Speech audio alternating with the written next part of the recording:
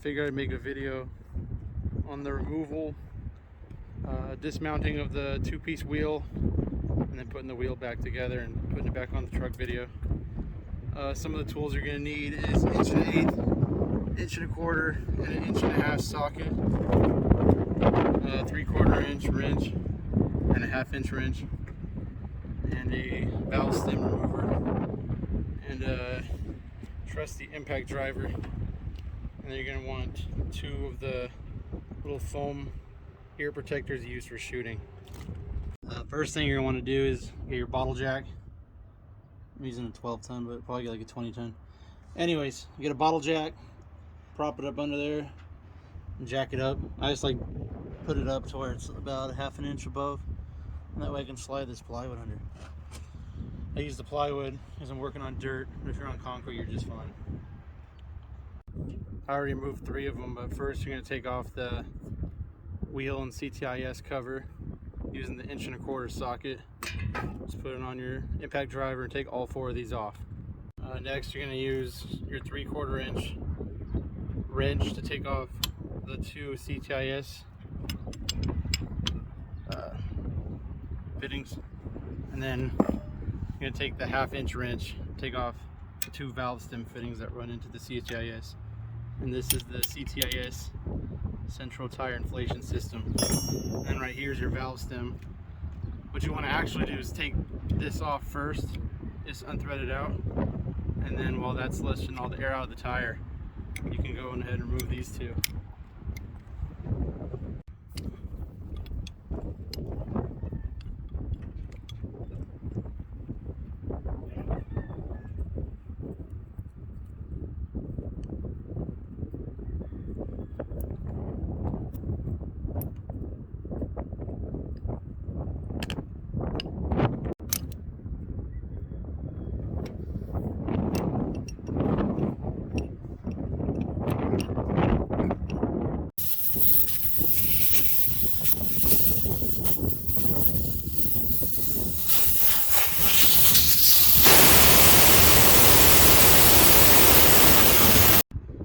After you ensure that all the air is released from the tire, from the valve stem, and up here if you pull it off, you're going to take your 1 1/8 socket and remove the 2 nuts on the wheel that hold the CTIS on.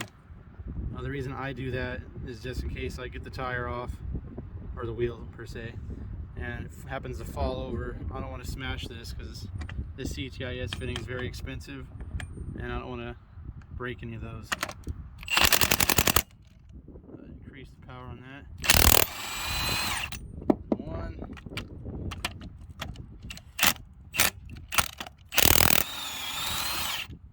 2. And you just grab the CTIS, wiggle it right off, and then go set this thing down where it's not going to get dirty or broken. Next you're going to take the hearing protectors, squish it down a little bit, and pop 1 inside of each of the CTIS stem holes. You want to make sure you don't get water and dirt up in there. So I put those in there, and it seals it up pretty good for when you rinse it, or if you're going to take a few days to do a tire. It protects it from dirt and water. Next you're going to need your 1 1/2 socket. You're going to take off the 10 lug nuts that hold the wheel onto the hub.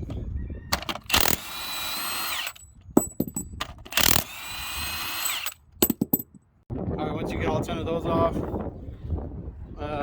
you just wiggle the tire off. But the problem is, this one I actually have done, but I have only 1 hand right now because I'm holding the camera when it's coming off. But if this happens to be rusted on there, there's barely any room behind it to hit it with a sledge. So what I'll do most of the time if that happens, take the 1 1/8 socket and then go around and loosen every single one of these outer nuts off, and eventually that separates the 2-piece wheel a little bit and it pops it off with the rust. Before you take most of these off, forgot to mention, you can spray it down with WD-40 or Seafoam, whatever you like to use to break rust. And yeah, this one's coming off. You should just be able to yank it off. And once you wiggle the wheel off the hub itself, I lean it back a little bit towards me, just do a left and right wiggle motion while leaning it on you. And once you have enough clearance, you can just roll the tire out. But these are extremely heavy. I think it's like 480 or 500 pounds when it has the wheel and the tire. So don't let it fall and crush you. But that's what I was mentioning earlier. Taking off the CTIS, if it happens to fall down, it'll for sure crush that. And like I said, that's expensive to replace. Once you roll the tire to wherever the hell you're working, I like to put down pieces of 2x6, 2x4, whatever, about 3 feet long, with the tire standing up. And you're just going to lay the tire down to where this wheel rests on both sides of the block. Makes it easier for removing the two-piece wheel by yourself. Once you have the tire laid down on the wood, you're going to go around with the 1/8" socket, take off the remainder of the outer wheel nuts.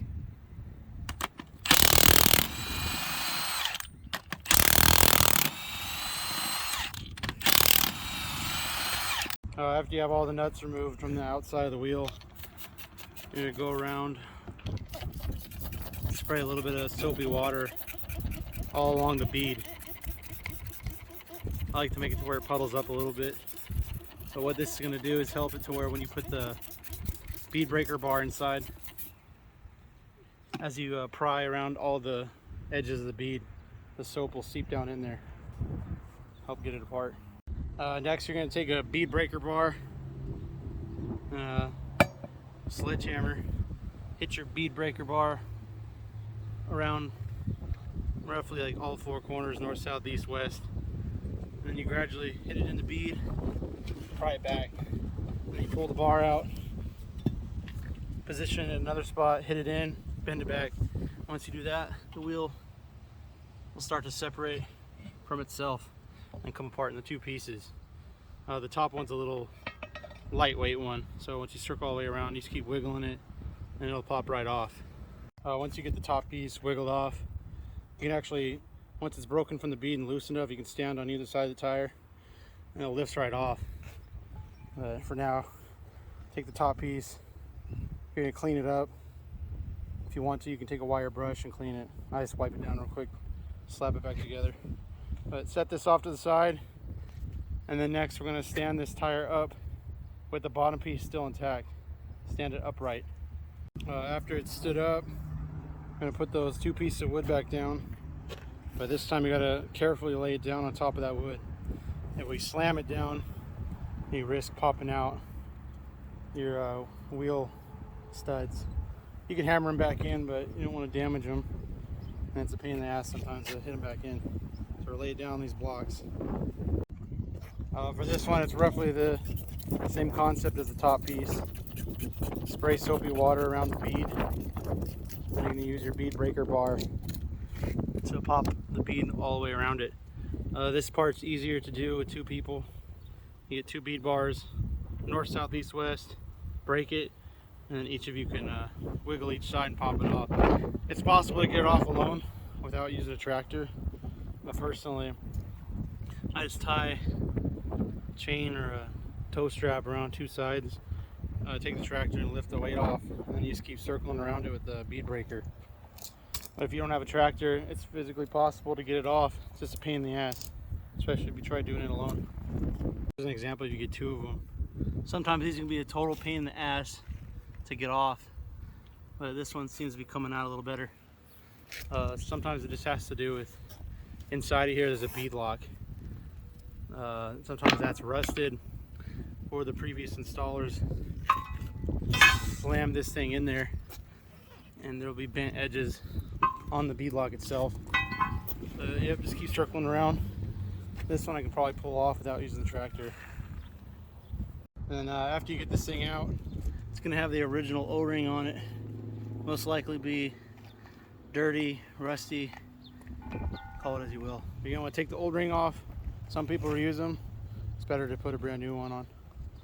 And then if you want to, go around with the wire brush, clean this up, paint it, tickle it. Personally, I just wipe it down and oil it before I put it back together. But take a little wire brush and go all along this seam and clean this thing up. That's where the new O-ring is going to sit on there, and it's better not have sharp rust crud and stuff like that.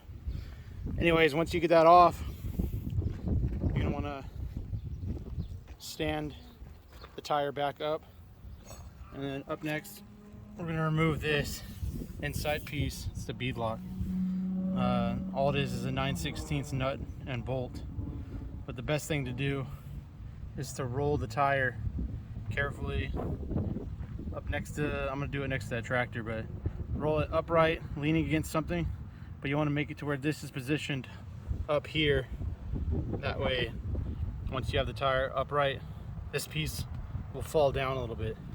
Then you can use your impact driver and a 9/16 socket and a wrench to remove 2 of these. All right, so now that the tire's upright, once you have it standing up and leaning against something, it actually opens up the bottom portion of the wheel. And that's what makes this thing pop down. But you're gonna take your 9/16 wrench, hook it on. You can take off either side, but I personally just take off 2 on the same side. Take the nut and the wash, or take the nut and the bolt off, set them off to the side. So this one and this one. This is a 2-piece bead lock.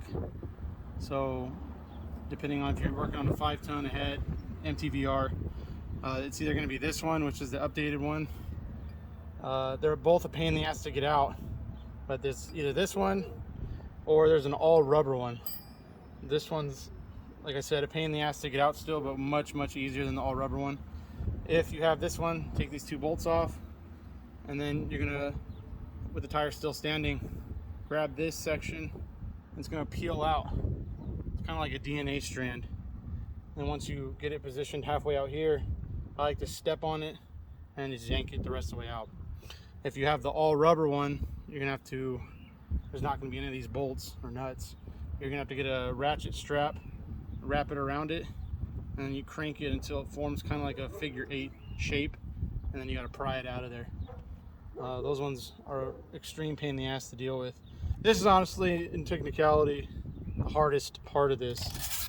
Well, compared to getting those out, sometimes those fuckers don't want to budge. But getting these out, once you do it enough, it's easy. But if you have these, way easier. If you have the rubber ones, then I don't know what to tell you. Good luck. Get rid of them. Throw them to the trash. So this is an example. So it kind of like bends itself like a DNA strand. This portion, it's going to keep curving out like an S pointing down, and you step on it once you get it to that point, and then once you yank the top piece out, you got to make sure you're holding that sucker down, because once it's out of the tire, it's going to want to snap back together on itself and meet up. So as long as you're stepping on it with a good amount of body weight, you should be able to have full control. But yep, pretty much get this end out. Need 2 hands, but I'm just going to curve down like an S, step on it, and then remove the remainder of it. And then this is the new tire. I already have the bead lock positioned in here, but that's pretty much the gist of it. So this one's what it's going to look like with the bead lock repositioned back inside. And then to do so, easiest thing to do, stand your tire upright. Once again, this is the old one, that's the new one. Stand your new tire up. If you have crud in there, you can vacuum up the leftover. Actually, this tire's junk, but if there's any crud or stuff in the new tire, clean it up, vacuum it, and then get some cleaner and a rag, go around your tire, bead, wipe that down. And then on these things, first things first, make sure the little rubber piece, make sure it's seated on this metal lip that goes all the way around. If these are newer, it should be fine, but this is an old beat up one kinda. I'm gonna reuse it, but some of these rivets, the rubber ripped off of. So for sure, once it's positioned in there, I'm gonna have to go around and check, make sure it's still fully seated. But anyways, you can squirt down the edges with a little bit of oil, WD-40. Personally, I can just use a little bit of dish soap. And then it's opposite of how you got it out. Either end, you're gonna put your foot down on one, and then it can kind of feed itself in there. It's kind of hard to explain and do with one hand, but Like I said, this is technically the hardest part on this whole process, is getting these fucking things in. But you can even, if you don't want to stand on it, position one side in there. You just got to clear this part down here past that bead, and pretty much once you get it in there, since the way the tire opens up the bottom when you have it standing vertical, this whole thing just kind of push and wiggle in there, and then it'll fall down, meet up with itself, and then you can roll your tire around a little bit while still being vertical to position this while it's in there upright. The reason why I do that is because it makes it easier for it to meet up, because you got to meet these two brackets up with the two holes once again.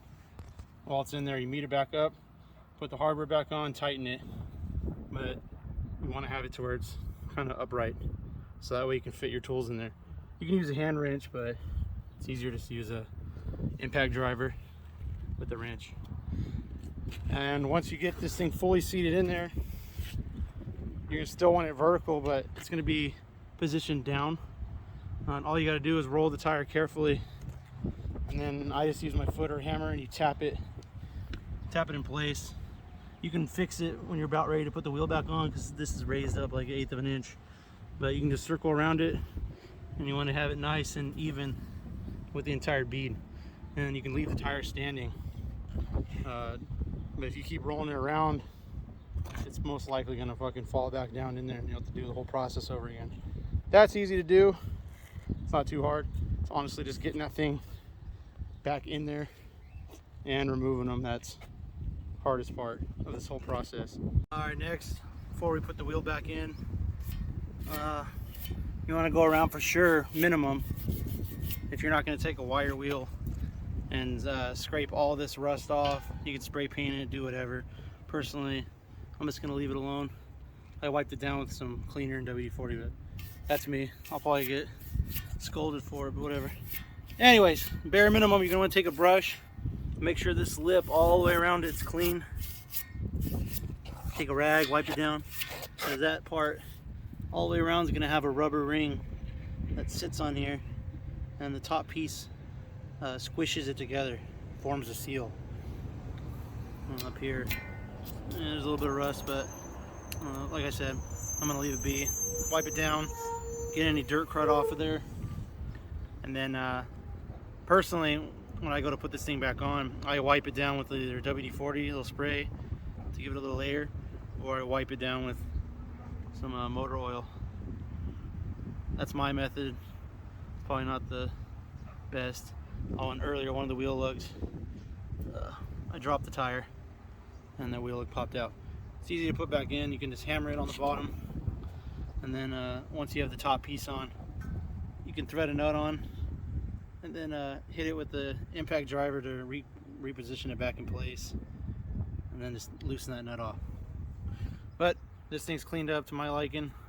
So next I'm going to put a little bit of oil in that bowl, and I'm going to give it a little wipe down. Alright, once you have it cleaned up to your liking, oil it up. You can use oil or soap. Personally, I just wipe a little bit of oil around the outer edge, and then you go over this rim one last time with your brush. And from that point, you pretty much have your wheel standing upright, or tire, my bad. Tire standing upright. You take your wheel, like I said, I'm going to have this bead-lock pretty much in position properly all the way along this. The more you have it positioned, the easier that thing is to get on. But personally, just have the tire upright, and put your gloves, pick this thing up, prop it on, and I just take my knees, circle around it, and it should slide right inside. And then once you have it upright, you can roll your tire around a little bit, give it a little hump. Oh! Roll a little more, a little bump, and then pretty much just slides right in place. Give it a little hip bump. Boing! But yeah, compared to what I used to do with the 5-ton stuff, wrapping the oil on it, or soap, whatever you will, makes it so much easier to put these things on. Alright, now this is in though, I'm going to roll it back over to those blocks. And then what I'm going to do next, we're going to lay the blocks down, and we're just going to set this thing on top of those blocks like we did before.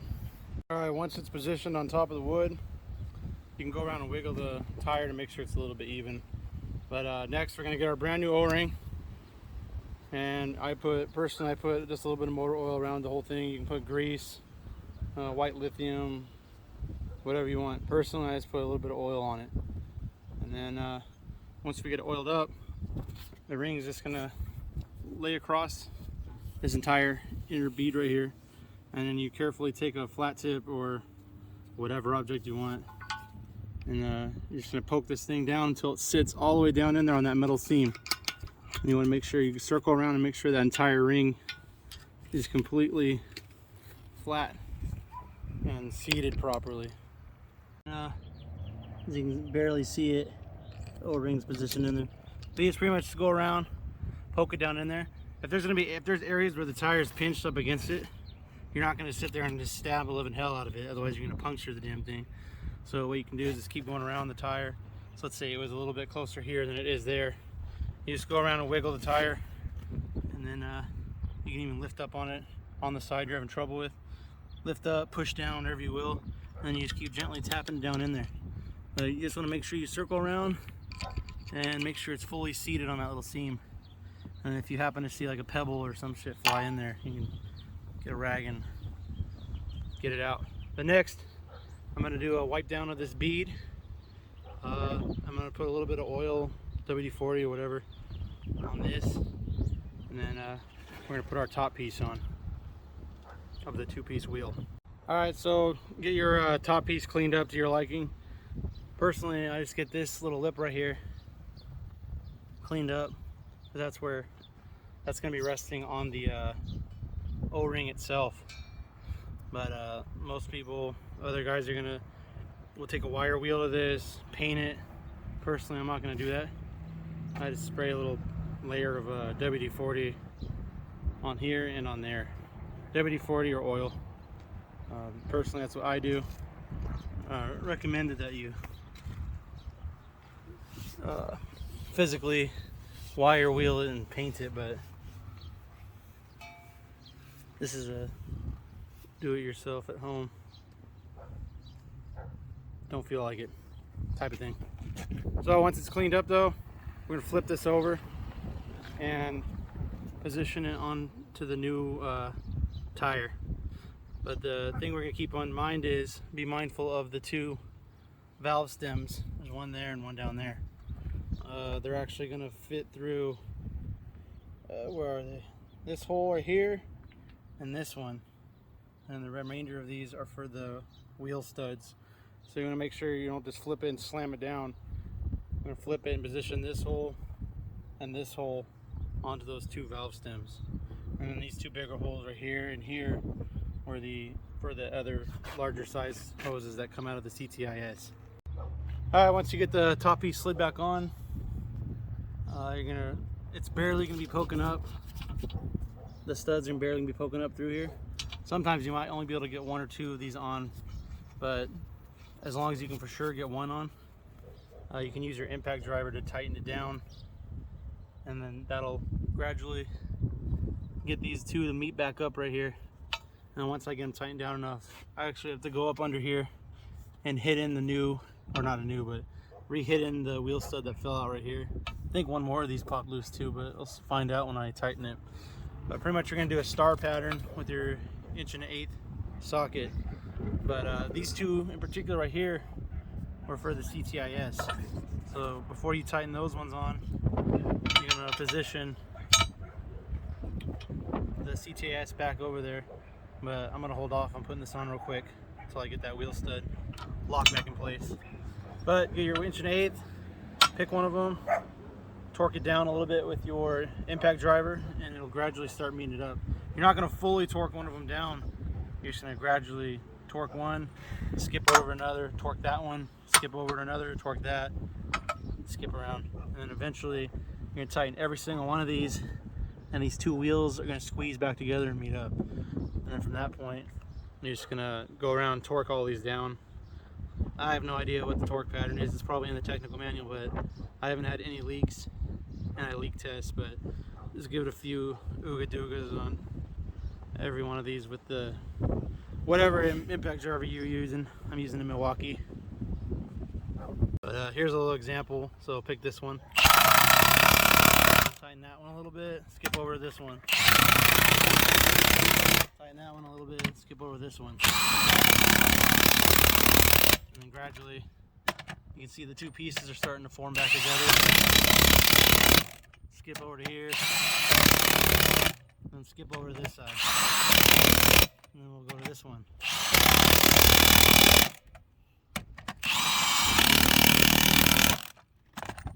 All right, once you have all those tightened up, next we're going to take our valve stem, drop it back in the hole. Then you take your valve stem screwdriver, place it on top, and we're going to retighten that down. And after you do that, they probably slid down, but you get a flat tip screwdriver, push this thing back up, and then you're just going to rethread that one back into place. That valve stem block, tighten this up a little bit too, and then you're going to do the same thing over here. It slides down every time, but slide that back up, use a flat tip to push it up through the hole, then you tighten it onto there using the 1/2 inch wrench, and then retighten this right here, and then using your 3/4 inch. I don't think you need to mess with it, but if these are loose, happen to be loose, you can tighten them up, and then we'll move on to airing it up. Once all that's rehooked back up, don't worry, this has absolutely no air. That's faulty gauge. You're gonna wanna cage this tire and then properly inflate it to 75 psi. But yeah, I'm gonna properly cage it. You're not gonna air it up like this. You're not gonna put vice grips on while it's airing up. But yeah, properly cage it, air it up to 75 psi. While the tire is airing up, I like to go to each one of them and give it a spray down. Spray all the axles, spray right here. You can go to all your brake chambers and spray all the crud off. Go back in here and spray in here. Now's a good time to go to each and every one of these. You can check all your brake pads. This one looks pretty good, but on some of them, way down in there, it'll be down to like 1/4 inch. And then when you come out here, it looks almost brand new. So wash all that off. Let's get it cleaned up a little bit. And then that's another reason why I have this piece of wood. I move it out of the way, so that way when there's muddy water, I can set the wood on it, and then get my tire propped up there. If you're working on cement, you're not going to need it.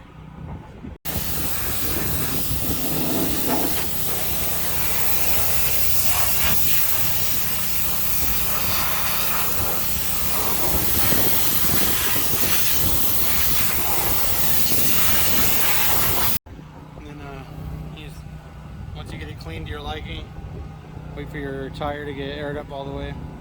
Next, we're going to roll it over here and then get it positioned onto the wheel hub. Once it's aired up to 75 psi, you're going to go around with a spray bottle and soap. And you spray every single edge right here, all these CTIS lines, not these ones, but these two in particular. But you're going to spray around with soapy water. And you're going to check around for any bubbles after you remove the wheel from the safety cage, of course, because you didn't air it up out here in the open.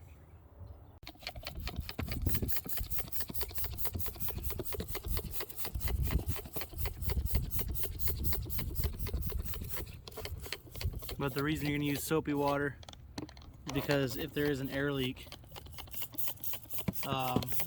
a big air bubble will form, and that'll let you know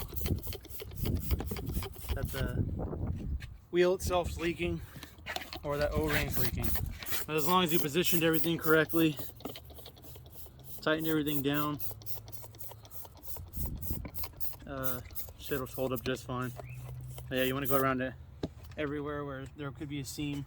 It's all around right here, every one of these little holes, and then these two right there, right here, and right here. You spray some in there to make sure you tighten your valve stem tight. Yeah, just keep circling around, checking each one of the seams for any leakage. And for the most part, if it's a tiny little air bubble does form, you could attempt to go around and tighten these outer wheel stud nuts a little bit more. And if it's still leaking, then it means that your O-ring isn't positioned properly, or there could be like a little pebble or something. If that's the case, you're going to take this whole thing apart, take the top piece off. You don't have to remove the wheel, the bottom portion of the wheel, but depends on how bad the leak is. But based on what I'm seeing, this one's holding up, no leaks. So we're going to stand this one up. I'm going to pressure wash it a little bit, get that wheel cleaned up both sides.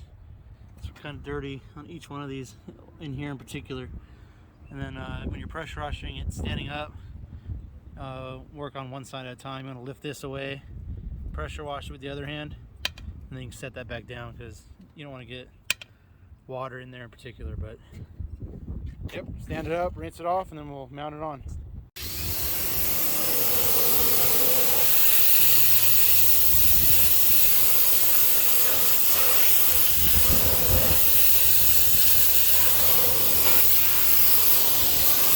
All right, before you roll your tire back over, I already did it, might need to do a little bit more. You're gonna wanna jack the tire up, especially if you're replacing a tire that was extremely low. These are like new right now, so you jack it up a little bit. And then what we're gonna do, the front ones are easier to do because they'll free spin, but on the rears, your brakes are gonna be locked. And we need to realign this hole and this hole back up with the original CTIS holes that we have the earplugs in. And I keep those in until it's fully mounted, then I just pull those out. But for now, the easiest way to do this is get the tire to where the wheel props up onto the hub, and then I wedge, I don't have it over here right now, but I wedge a crowbar under either this one or this one, and then you just gradually keep twisting it and upwards, and then it'll rotate on top of this hub. You just want to be extra careful that you don't crush this right here. But for the most part, if you keep the wheel mostly off the hub and you just surf it on the back of the wheel, it's really easy to do. But yeah, just stick a crowbar under here, wedge it up, and you need to get this hole aligned with the CTIS fitting up here, and this hole aligned down here. And once they're aligned, then you can just, if you need to, jack it up a little bit more. Like I said, you only need to keep it like half an inch maximum off the floor. Otherwise, you're pretty much just going to be lifting up a 500-pound tire for no reason. Once it's positioned, though, you're just going to keep wedging your crowbar under, wiggle it on, and then it'll slide right onto the hub. All right, once you have the tire propped back on, you're going to hand thread your lugs. And then I start at the bottom and do a star pattern, but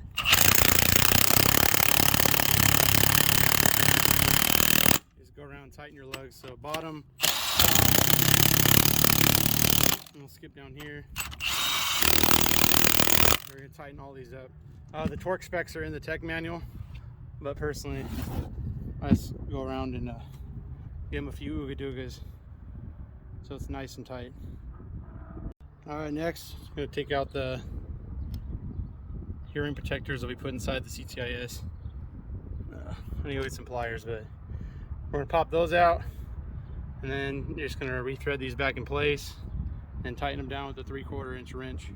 All right, next, getting towards the end, I'm gonna reposition the CTIS wheel cover back onto the wheel. But pretty much either one of these holes, this one or this one, it's gonna line up back over the CTIS. But slide it on. There's a few wheel studs that are slightly longer. There's 4 of them. You just position it back on there.